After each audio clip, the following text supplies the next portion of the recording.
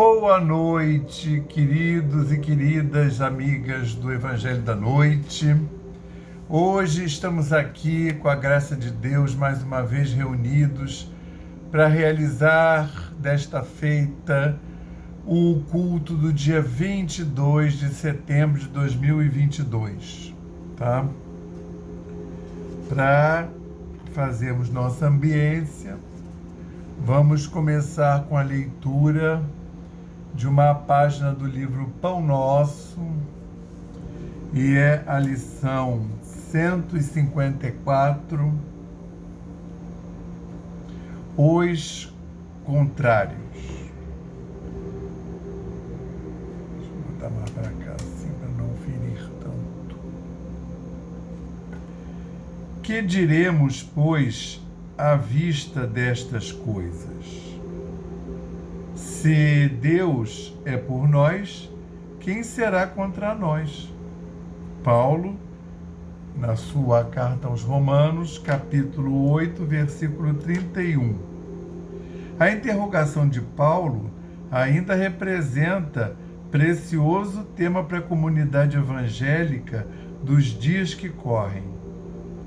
Perante nosso esforço, desdobram-se campos imensos, onde o Mestre nos aguarda a colaboração resoluta.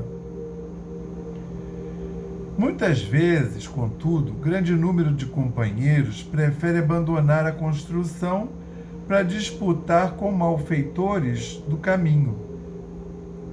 Elementos adversos nos cercam em toda parte. Obstáculos inesperados se desenham ante os nossos olhos aflitos. Velhos amigos deixam-nos a sós.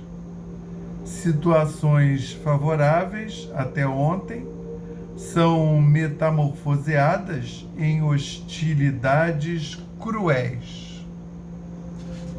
É uma página dos dias de hoje. Enormes fileiras de operários fogem ao perigo, temendo a borrasca e esquecendo o testemunho. Entretanto, não fomos situados na obra a fim de nos rendermos ao pânico, nem o Mestre nos enviou ao trabalho com o objetivo de confundir-nos através de experiências dos círculos exteriores. Fomos chamados a construir. Naturalmente, devemos contar com as 1000 eventualidades de cada dia, suscetíveis de nascer das forças contrárias, dificultando-nos a edificação. Nosso dia de luta será assediado pela perturbação e pela fadiga. Isto é inevitável num mundo que tudo espera do cristão genuíno. Em razão de semelhante imperativo, entre ameaças e incompreensões da senda, cabe-nos indagar, bem-humorados, à maneira do apóstolo dos gentios. Se Deus é por nós, quem será contra nós? Graças a Deus. Graças a Deus e graças ao Cristo de Deus e graças ao Espírito Santo de Deus e graças também ao nosso patrono, São Francisco de Assis, e graças às egrégoras do Evangelho da Noite da Aliança da Fraternidade, além dos nossos guias e protetores espirituais, anjos da guarda, individuais e de família. Obrigado, Senhor, pela semana maravilhosa que recebemos de Tuas mãos dadivosas, desde o último culto até hoje. Obrigado por toda a proteção, o envolvimento, o amparo e a inspiração. Jesus, o Cristo de Deus, esteja conosco nessa hora que passaremos juntos, a nos iluminar a nossa mente, o nosso caminho, e em nós fazendo essa conexão com as faixas de vibração mais altas, que possamos, Senhor, ser o veículo da pavimentação da nossa senda com essa luz crística e vibrações dos planos mais altos. Que possamos dar esse consentimento para que eles possam chegar,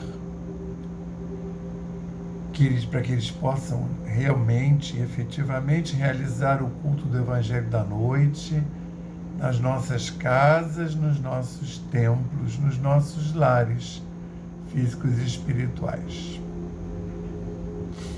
Senhor, fazei, Senhor, com que nós possamos, então, em nos alicerçando, nos reharmonizando e reenergizando, possamos ser ótimos veículos da luz do Cristo no dia a dia, no nosso éon, na nossa senda, junto aos nossos companheiros de jornada. Então, Senhor Jesus, dá-nos a permissão para dar por iniciado o culto da noite de hoje, dizendo o lema da nossa casa, que é paz e fraternidade, e o lema de São Francisco de Assis, paz e bem, graças a Deus. Então aqui estamos mais uma vez reunidos aos pés do Mestre para estudar as palavras do Mestre. E hoje vocês vão ficar impressionados. Por quê? Porque hoje nós vamos estudar uma passagem que é continuação, né, do Evangelho da semana passada. Mas nós vamos estudar a passagem denominada predição de morte. E por que vocês vão ficar impressionados? Porque já estudamos no capítulo passado uma passagem com esse nome, predição de morte. E a gente está seguindo o Evangelho de Marcos, tá? Lá na Aliança, a gente usa como base a obra Sabedoria do Evangelho, de Torres Pastorino, né? Aquele mesmo que escreveu Minutos de Sabedoria, que é o mais famoso deles. E ele escreveu essa coleção chamada Sabedoria do Evangelho. São 8 volumes. E ele vai estudando os evangelhos, né, na medida que tem as passagens, por exemplo. Essa passagem de hoje, predição de morte, ela é tratada pelos 3 evangelhos sinóticos, o Mateus, o Marcos e o Lucas. Mas às vezes só tem Mateus, às vezes só tem Marcos, às vezes tem Lucas e Marcos, às vezes só tem João, é muito comum, porque João tem um evangelho diferente. E aí, quando a passagem aparece em mais de um evangelho, ele faz. Então, a gente faz o estudo do evangelho, evangelho por evangelho. Então, a gente veio do evangelho de Mateus e agora estamos no evangelho de Marcos, no capítulo 9, e hoje é versículos 30 a 32, que tem esse nome, predição de morte. Por quê? Porque Marcos narra assim, quer ver? E partindo daí, passou através da Galileia e não queria que ninguém o soubesse. Ninguém a turba que seguia, né? Pois ensinou a seus discípulos e disse: o Filho do Homem é entregue às mãos dos homens, e eles o matarão. E tendo morrido, ao terceiro dia ele se levantará. E eles não compreenderam essa palavra, mas receavam interrogá-lo. Eles, os apóstolos. Então, A gente veio da transfiguração, o Cristo desce a montanha, encontra o povo no pé da montanha, vem um pai com um filho que tem problema de epilepsia, que, segundo o relato, é causado por um espírito. Ele pede para que os apóstolos livrem o filho dele daquele espírito. Os apóstolos não conseguem, os 9 que ficaram lá embaixo no pé da montanha. E aí o Cristo vem descendo com o João, o Pedro e o Tiago, lá da transfiguração. E aí o pai pede para o Cristo e o Cristo atende. Então, o garoto é curado da epilepsia, porque até o Cristo pede para o espírito se retirar e não mais assediar o garoto. E aí ele foi dali andando com os apóstolos. Me espanta muito que a multidão não tenha ido atrás. Porque se vocês lembrarem lá no início desse evangelho, ele às vezes pegava o barco para ver se despistava a multidão, e a multidão ia dando a volta no mar da Galileia, né, que não é um mar, é um lago, né, que é o lago de Genezaré. E eles vão dando a volta, porque eles ficam vendo o barquinho andando, para ver aonde é que o Cristo vai aportar, porque eles querem, na verdade, pedir. Alguns, não é todo mundo. A gente fala aqui da impressão que ninguém estava nem aí para o Cristo. É claro, o Cristo veio e algumas pessoas, alguns judeus, veio para o povo judeu, inicialmente. Alguns judeus seguiram Cristo, muitos não. Do povo que estava lá que não era judeu, muitos iam atrás dele para curas, mas depois começavam a ouvir aquela mensagem, aquela boa nova, né, a maneira de proceder, as parábolas, como é que você deve se colocar na vida. Aí eram pessoas que já estavam tocadas, começavam a ouvir aquilo e falavam, que interessante, né? Estou gostando disso, vou seguir. Então começavam a seguir mesmo não sendo judeus, né? E tinha aquele povo que pegava no pé dele, que eram os fariseus e saduceus, que só estavam seguindo para incriminá-lo. Então tinha sempre um grupo atrás dele, até tem a passagem que ele faz isso, pega o barquinho para ir para o outro lado, aí ancora lá numa charneca, uma clareira, um lugar ermo, para que não tivesse ninguém, mas o pessoal veio andando pela margem e chega até antes dele lá. Quando ele chega lá para conversar com os apóstolos, já tem um povo lá esperando. Então me espanta que dessa vez ele foi andar lá pela Galileia e com os apóstolos, e o povo não o seguiu, estava só os apóstolos aí. E aí tem essa predição de morte, que eu acabei de ler para você. E repara, e eles não compreenderam essas palavras, mas receavam em interrogá-lo. Aí o que acontece? O que acontece é que a gente, no capítulo anterior, que é o capítulo 8, a gente teve uma passagem, né, um estudo, que o nome era Predição de Morte. É o capítulo 8, versículos 31 a 33. Você vê que coisa interessante.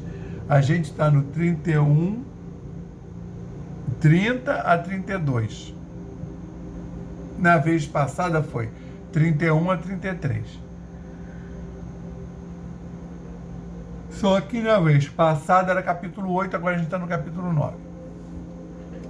Lá nessa vez, ele narrou assim, e começou a ensinar-lhes. Então, lá nessa vez, foi a primeira vez que ele tocou nesse assunto espinhoso,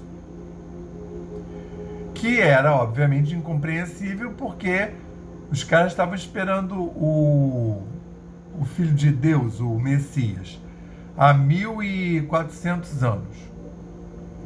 Aí o cara...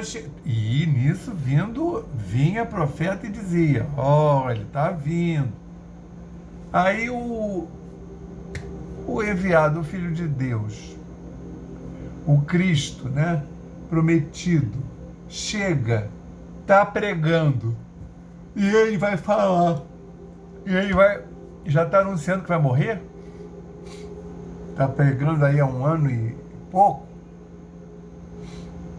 Aí, na outra vez, que foi a primeira vez que ele abordou diretamente, ele falou assim, e começou a ensinar-lhes que precisava o Filho do Homem padecer muitas coisas, ser rejeitado pelos mais velhos, pelos principais sacerdotes, pelos escribas, ser assassinado, olha que assunto leve, ser assassinado e após 3 dias levantar-se, no sentido ressuscitar. Mas o verbo que foi empregado foi levantar-se.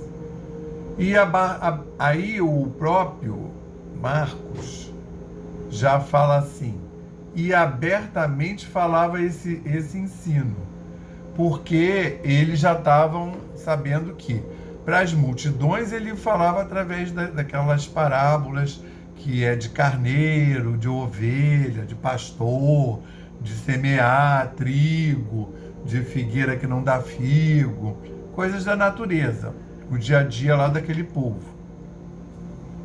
que era agrário. Mas para os apóstolos, que discípulos eram os que seguiam, cabeçada toda. E a gente está falando dos apóstolos, tá? Que são esses que estão aí sozinhos com ele nessa passagem também. Aí o Marcos botou, e abertamente falava esse ensino. Então, chamando-o à parte, Pedro começou a repreendê-lo. Pedro é fantástico, né? Imagina uma criatura repreendendo Jesus, o Filho de Deus. Mesmo Pedro reconhecendo ele como Filho de Deus. Repara. Mas virando, ele repreendeu o Cristo dizendo, olha, você fica falando essas coisas, as pessoas estão apavoradas. Mas virando-se e olhando para os seus discípulos, repreendeu a Pedro, Jesus, dizendo, vai para trás de mim, adversário, porque não pensas nas coisas de Deus, mas nas coisas dos homens. Entendeu? Então, por que eu estou dizendo? Pedro fez isso no desespero, no nervoso, nunca tinha ouvido falar disso, porque a lição anterior é quer ver? Deixa eu ver se eu tenho aqui. A lição anterior sabe qual? É essa daqui, ó. Não. A confissão de Pedro é justamente o Evangelho de Marcos, capítulo 8, 27 a 30. A gente está lá lendo o 30 a 31. E nessa confissão de Pedro, é aquela que ele está andando sozinho com os discípulos. Tá entendendo? Eu já chamei a atenção disso há uns 3 evangelhos atrás, que ele está vindo numa pegada mística, numa pegada de fazer, já está em pleno curso de formação dos apóstolos. Então ele já está mandando as lições iniciáticas, tá? Ele já está vindo nessa esteira de ensinos e pedagogicamente arrumados. Então, por exemplo, confissão de Pedro é aquela que ele está andando com os apóstolos. Quem dizem os homens que eu sou? Aí responderam eles, uns dizem que é João Batista, outros Elias, e outros um dos profetas. Ou seja, todos que já morreram. Todas pessoas que já morreram. E aí ele pergunta, mas vós, quem dizeis que sou? Respondendo Pedro, disse, tu és o Cristo. Então esse é o mesmo Pedro, que reconhece ele como o Cristo e que no desespero, na lição seguinte, vai chamar a atenção dele, fala uma coisa dessa, né? Achando que de repente aquilo era uma coisa figurada, que não ia acontecer daquele jeito e que ficou todo mundo de cabelo em pé. Mas aí começa a preparação dos apóstolos. Todas as vezes que eu falei lá daquela última semana antes da crucificação, eu chamei a atenção para que quando ocorre a prisão do Cristo, leva para a casa do Caifás, do sumo sacerdote, né, Caifás. A casa não, né, que é um casarão, é meio templo, meio mansão. Ele passa a noite lá, aí vai ser julgado, depois ele vai levar o tronco da cruz até lá o Gólgota, pelas ruas, apanhando. Aí ele é crucificado, nenhum dos apóstolos se manifesta. Ninguém vai lá interceder pelo Cristo, salvar, tirar ele das mãos dos guardas. Por quê? Porque os apóstolos receberam um curso, né, que está começando aí nesse estudo nosso de hoje. Aliás, já começou no capítulo 8, né, que é a predição de morte, que é onde ele fala do que vai acontecer com ele e dizendo isso é necessário que ocorra. Quer dizer, ele já está falando que vai acontecer e que eles devem entender que aquilo tem que se processar daquela maneira, embora seja chocante. Então, repara, na confissão de Pedro, que é ainda anterior à predição de morte do capítulo 8, você vê que o Pastorino botou mesmo título. Não é nem predição de morte 1, predição de morte 2. Ele já está, né? Quem dizem os homens que sou eu? Aí, então, uns dizem que é João Batista, outros dizem que é Elias, outros dizem que é um dos profetas, para mostrar o seguinte, o que ele também está dizendo para a gente? Eles já tinham uma certa intimidade com reencarnação, com a pessoa morrer, até porque na escola iniciática que o Cristo frequentou, obviamente na humildade dele, ele foi lá como aluno, mas deve ter ensinado, né? Que era aquela escola iniciática, provavelmente dos essênios, da qual o Lázaro e as irmãs, né? A Maria, também tem uma Maria lá, irmã de Lázaro, e a outra irmã,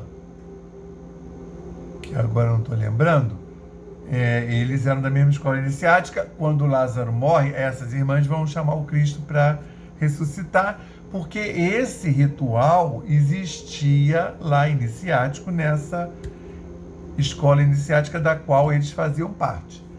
Os apóstolos não são dessa escola iniciática, então o Cristo mas eles são afeitos ao judaísmo, embora de repente não sejam tão seguidores, mas no judaísmo tem essa possibilidade de reencarnar, né? Que vem lá daquelas religiões antigas, né? Os próprios egípcios ficavam achando que ia encarnar no mesmo corpo, por isso que preservavam, essas coisas bem antigas. E aí ele está lembrando para os caras o seguinte, isso é a lição anterior, olha, lembra que eu poderia, segundo aí o povo diz, eu poderia ser o João Batista, eu poderia ser o Elias, eu poderia ser um dos profetas? Da onde que ele está tirando isso?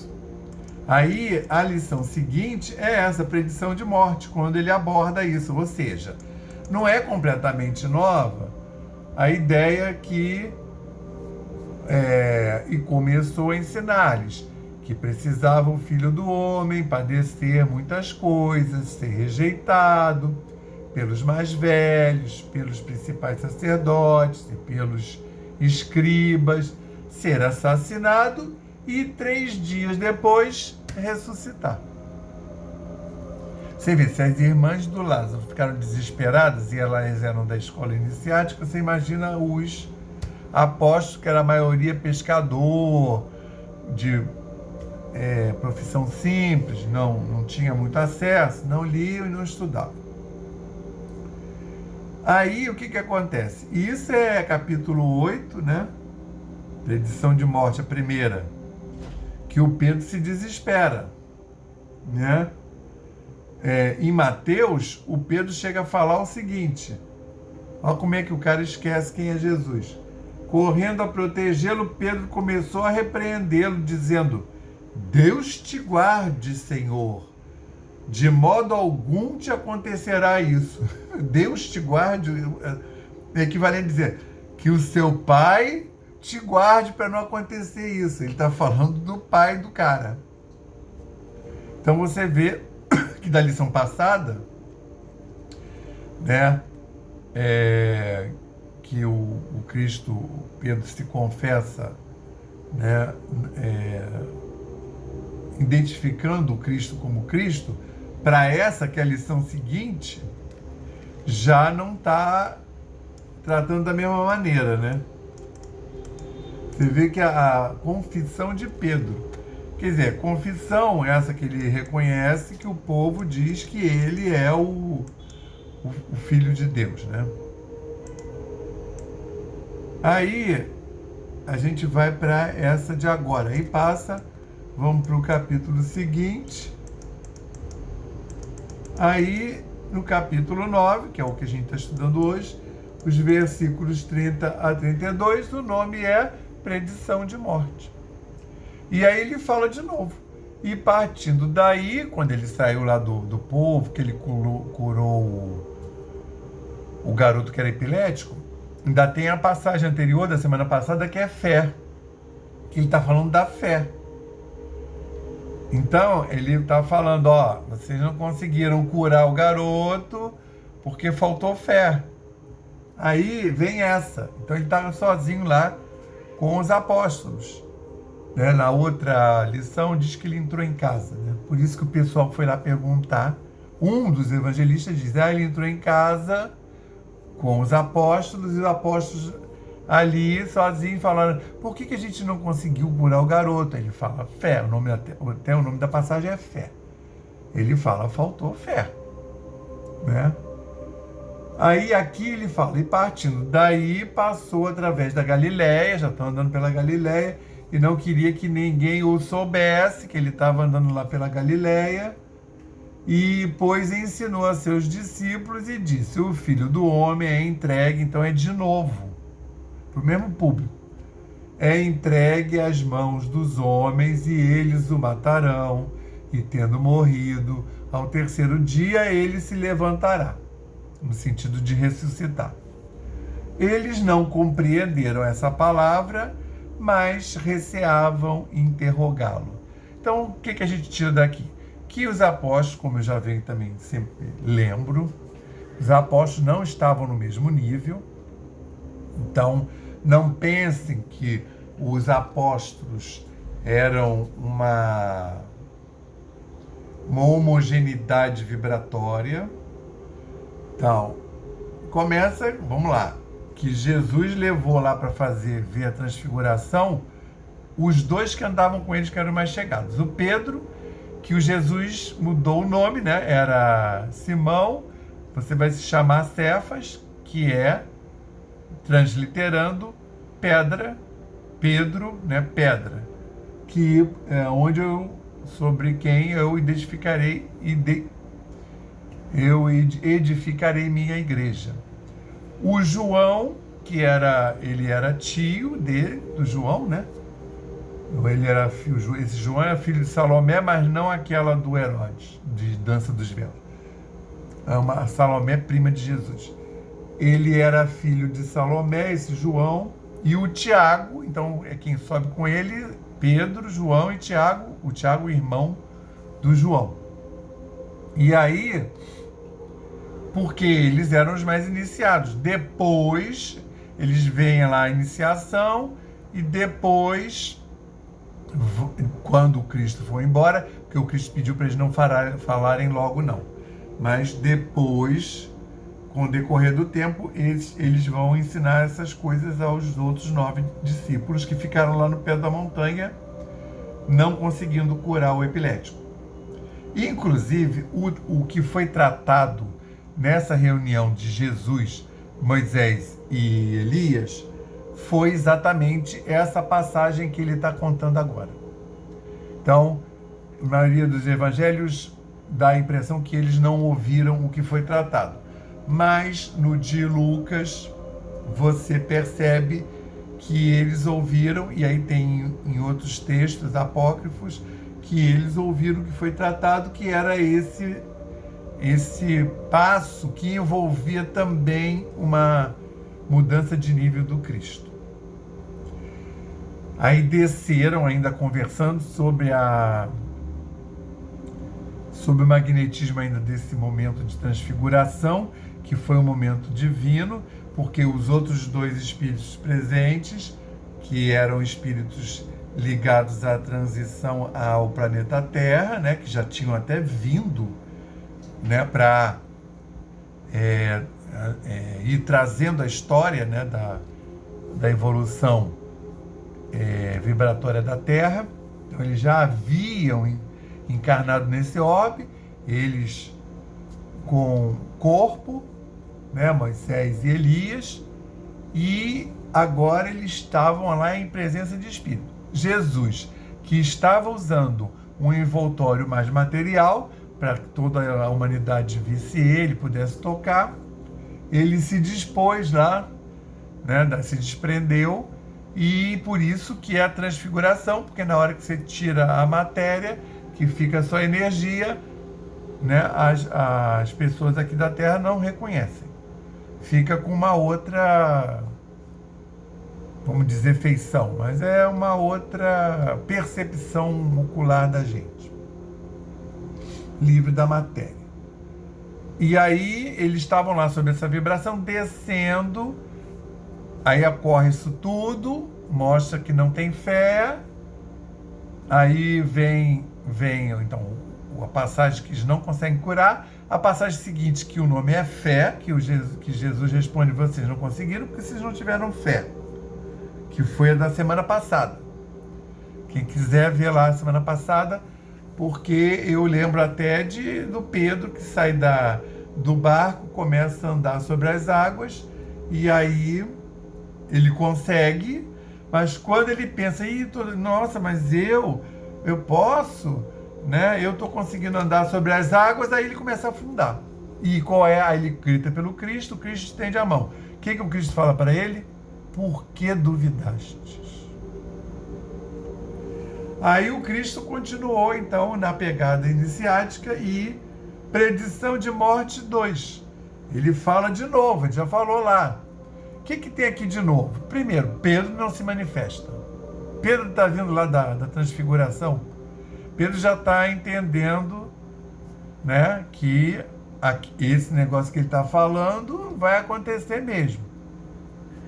Os outros que já ouviram, você vê, eles não compreenderam essas palavras, mas receavam interrogá-lo. Lá na outra, Pedro falou: não fala isso, Deus te proteja, não vai acontecer isso. Aí o Cristo dá aquela reprimenda: cara, isso não é uma questão desse mundo. Você está preocupado com a minha carne, meu mundo material, minha personalidade. Mas isso é para o outro lado, é para a evolução da Terra, né? Ele fala isso. Você está preocupado com coisas do homem, desse planeta, e não com as de Deus. Lá na outra passagem, do predição de morte. Aqui Pedro já ouviu, já recebeu a reprimenda, já viu a transfiguração. Então esses 3 apóstolos já até estão em outro nível. Pedro não fala nada e os outros, né, não falam também, embora não tenham entendido. Eles vão continuar no curso até o Cristo morrer e depois voltar, depois que é o que ele está falando aí, né?